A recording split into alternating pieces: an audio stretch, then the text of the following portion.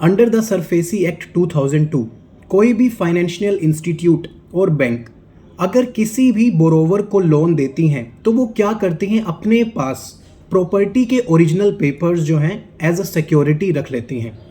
और SARFAESI act के तहत अगर कोई भी बोरोवर एनपीए हो जाता है, यानी कि नॉन परफॉर्मिंग एसेट, यानी कि 3 जो किश्तें हैं अगर वो टाइम होने पर, ड्यू होने पर वो पे नहीं करता है बोरोवर, तो वो एसेट अकाउंट क्या है, नॉन परफॉर्मिंग एसेट बन जाता है वो अकाउंट।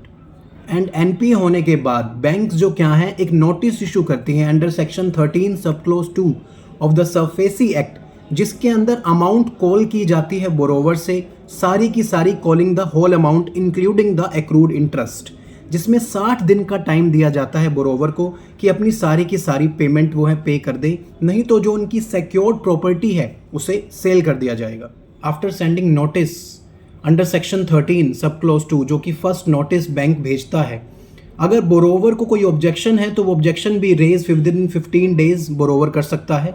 और अगर कोई बोरोवर जो है ऑब्जेक्शन रेज करता है विद इन 15 डेज तो बैंक जो है उसका रिप्लाई भी फाइल करेंगे, या फाइनेंशियल इंस्टीट्यूशन की जो भी ऑब्जेक्शन जो रेज किए हैं बोरोवर ने उसका रिप्लाई जो है वो फाइल किया जाएगा।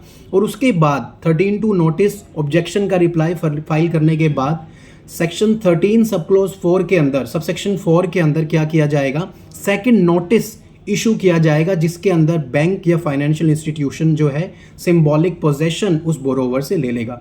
प्रैक्टिकली डिस्पैच भी किए जाते हैं थ्रू स्पीड पोस्ट या फिर जो भी कोरियर के थ्रू, और उस प्रोमिनेंट प्लेस पर जो वो प्रॉपर्टी है वहाँ पर भी डिस्पैच, वहाँ पर भी पेस्ट किए जाते हैं। और जो भी जो नेशनल न्यूज़पेपर्स हैं, 2 न्यूज़पेपर्स हैं, उन न्यूज़पेपर्स के अंदर भी क्या करवाए जाते हैं, पब्लिश करवाया जाता है कि इस प्रॉपर्टी के ऊपर सिंबॉलिक पोजेशन इस बैंक ने जो है ले लिया है। अब इस प्रॉपर्टी के रिस्पेक्ट में बोरोवर कोई भी थर्ड पार्टी ट्रांजैक्शन नहीं कर सकता है।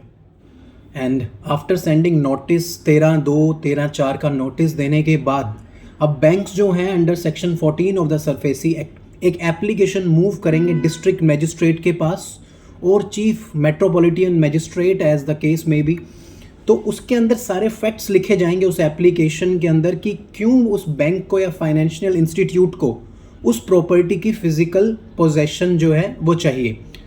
तो उसके बाद डीएम सेटिस्फाई होने के बाद ऑर्डर पास करेंगे और अपने सपोर्टिंग जो भी सबॉर्डिनेट स्टाफ होंगे उनको डायरेक्शंस दी जाएंगी कि बैंक्स ऑफिशियल्स के साथ आप जाएं और जाकर उस प्रॉपर्टी का पोजेशन ले लें और बैंक की उसके ऊपर सील लगा दें। और चाहे तो उसके अंदर पुलिस की जो हेल्प चाहिए होगी उसके अंदर जो भी उसकी पोजेशन लेने के लिए उस ऑर्डर के अंदर वो भी लिखी जाएगी।